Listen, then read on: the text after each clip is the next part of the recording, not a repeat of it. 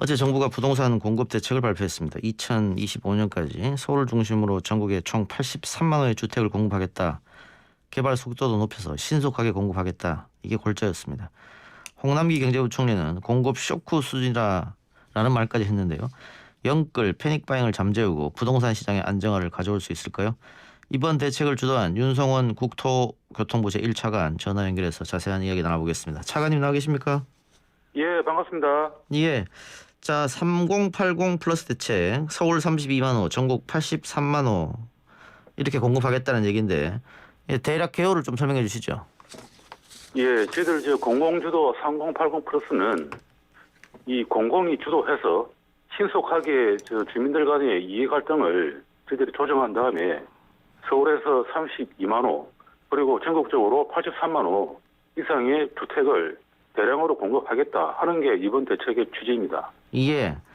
근데 그동안 정부가 그 새롭게 신규로 공급하는 것만이 공급이 아니다. 또 혹은 공급에 문제 없다 이런 기조를 이어왔는데 이번에 이렇게 83만 호 굉장히 크게 공급하는 이유는 어디 있습니까? 이게 결국은 그동안의 주택 정책이 실패했다 이런 걸 자인하는 겁니까? 어떻게 봐야 될까요? 예, 그동안 저희들이 17년 말에 주거복지 로드맵부터 그다음에 상계 신도시까지 여러 차례 저희들이 공급 대책을 발표를 해가지고 왔습니다. 그런데 예. 이제 저금리와 유동성 과잉 속에서 주택에 대한 매수세가 늘어나고 있고 거기에 대한 이제 근본적인 원인이 서울이라든지 도심에 대한 아파트 공급이 앞으로 장래에는 부족할 거다.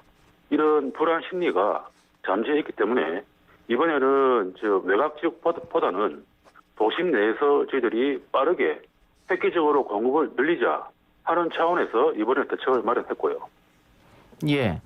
근데 야당에서는 부동산 문제로 지지율이 떨어지니까 결국은 선거 앞두고 그 선거를 위해서 이렇게 확대 공급 정책을 내놓은 거 아니냐 이런 비판하던데 거기는 어떻게 답하시겠습니까? 일단 저희들은 선거보다도 예. 저희 국토부와 한국부동산원이 매주 시장 동향을 점검을 하고 있고요. 예. 지금은 이제 집을 사시는 분들은 저희들이 보기에 대부분이 무주택 실수요자들입니다. 예.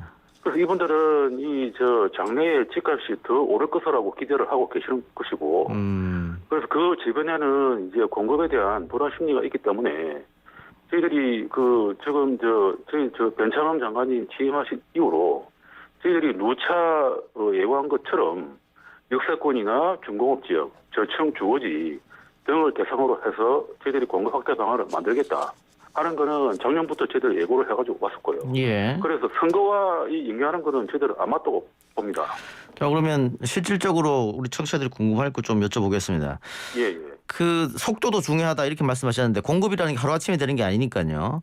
예, 지금 그렇습니다. 국토부에서 잡고 있는 기간은 어느 정도입니까? 일단 지금 이제 민간에게 맡겨놓으면 가장 빨리 되는 지역이 이주할 때까지 한 13년이 걸립니다. 예. 저희들은 그거를 절반보다 더 빨리 5년 이내에 모든 갈등을 조정을 한 다음에 5년 이내에는 저희들이 이제 분양에 들어간다 예. 하는 그런 목표를 가지고 신속히 추진할 계획입니다. 예. 그 지자체하고 협업은 당연히 돼야 될 것 같은데요? 예.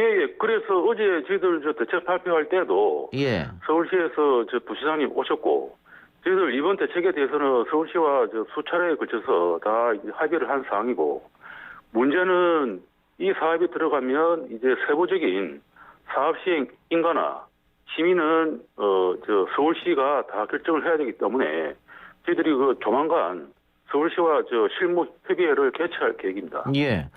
그런데 어디에 그 입지를 구하느냐 이런 문제도 좀 있는 것 같습니다. 아직도 그 공개도 하지 않으셨고요. 뭐 예, 그렇지. 예. 혹자들은 땅이 서울에 그만큼 있느냐 이런 말도 하던데요. 그래서 저희들 이제 갖고 있는 후보지 리스트나 예.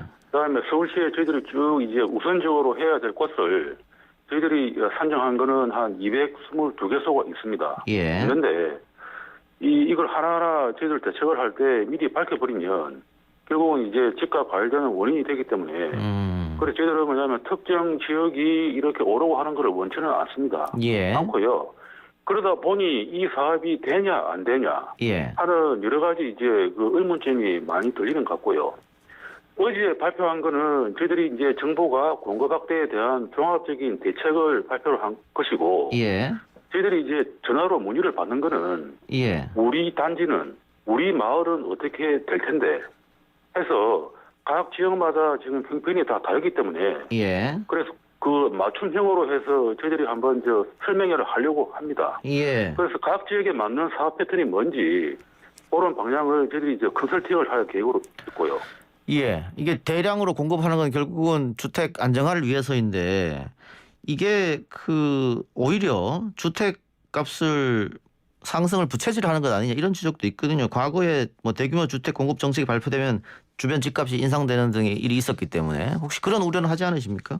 예, 맞습니다. 그래서 저희들 이번 대책을 마련할 때도 가장 고민이 많았던 게 공급 확대가 다시 집값 과열의 원인으로 작용하는 것은 최대한 막아야 되겠다 하는 게 예. 저희들의 일차적인 고심이었고, 예. 그래서 어제 그러니까 대책 발표 이후로 앞으로 사업이 시행될 그 구역 내에서 주택이나 토지를 매입하신 분들한테는 새로 짓는 아파트에 대한 우선 입주권을 부여하지 않습니다. 현금으로 보상을 할 거고요.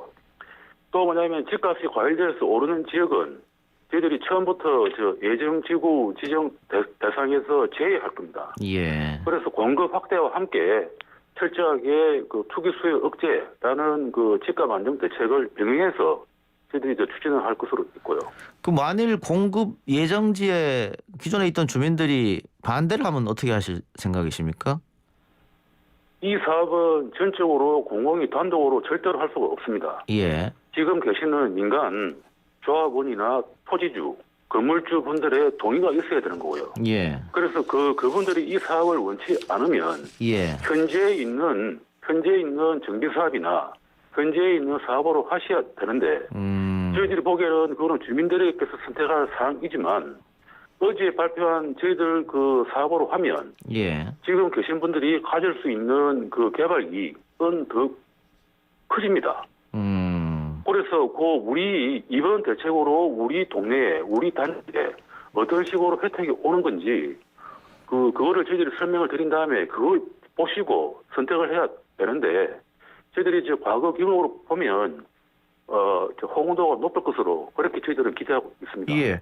근데 공공이 주도를 하기 때문에 결국은 LH, SH에서 주도하게 되지 않습니까? 예, 맞습니다. 그러면은 민간 아파트를 또 선호하는 분들도 있어가지고. 예, 맞습니다. 예. 그 부분에 대해서는 뭐 어떻습니까? 또 뭐 아파트 품질에 대해서 걱정하는 분도 계실 텐데. 예. 그래서 LH나 SH가 이 사업에 참여하는 게 설계하고 시공하는 게 아닙니다. 아하. 예, 공공 디벨로퍼 역할로서 이 사업을 이제 주민들과 조율하고, 예. 그다음에 각 지역에 맞는 사업대를 만드는 게 공공의 역할이고, 그래서 주민들께서 민간 업체를 원하시고 설계라든지 안에 여러 가지 자재 시설을 원하시면 그거는 주민들 의견을 따라서 갑니다. 예. 또 하나 궁금한 거는 공공분양 아파트의 물량 중 30%를 추첨제를 도입한다고 하셨는데 예. 이 주택 공급 방식으로 추첨제를 도입하게 된 이유가 따로 있을까요? 예, 원래 지금 서울 지역 같으면 현행 방식으로 하면 이제 민간이 개발해서 나오는 건데 이쪽은 저희들 청약 비율이 특별 공급이 50%, 예. 그다음에 일반 공급이 50%입니다. 예. 근데 이제 공공이 들어가서 하는 사업이 되어 버리니 예. 공공 사업은 특별 공급이 85, 일반 공급이 15가 됩니다. 예. 그래서 민간에 있는 기준과 맞춰서 일반 공급도 저희들이 50%로 올렸고요. 예. 이 50% 가운데 30%는 청약 통장에 가입한 지 얼마 안 되는 젊은 분들도 추첨할 수 있도록 이번에 저희들이 제도를 바꿨고, 예. 그래서 특별 공급과 통장에 가입하신 지 오래되신 분, 그리고 이제 사회에 갓 나오는 청년분들 해서 3자 간에 저희들이 균형을 맞추어서 청약 제도를 만들었다. 그렇게 이해하시면 될 것 같습니다. 예. 그게 혹시 이게 입법하고는 상관없이 할 수 있는 건가요? 지금 계획한 대로? 예, 지금 어제 저희들이 발표한 대책은 당연히 주택 건설 관련 법안이 다 개정이 돼야 되는 거고요. 예. 그래서 80 플러스 3법이라고 있습니다. 예. 그래서 도시주거환경정비법, 그다음에 공무원주택특별법, 그다음에 소규모 주택정비법 요 세 개가 저희들이 조만간 빨리 통과가 돼야 되기 때문에 3월 중에 임시국회가 열리면 예. 국회와 협력해서 최대한 빨리 입법될 수 있도록 할 계획입니다. 알겠습니다. 공공 주도로 해서 빨리 하겠다는 계획이지 않습니까? 예, 소위 말하는 맞습니다. 패스트 트랙인데 예. 그 중간에 어떤 굴곡은 없을까요? 지금 계획을 이제 5년으로 잡고 계신다고 하셨으니까 예. 굉장히 서둘러야 되는 작업이어서. 예, 맞습니다.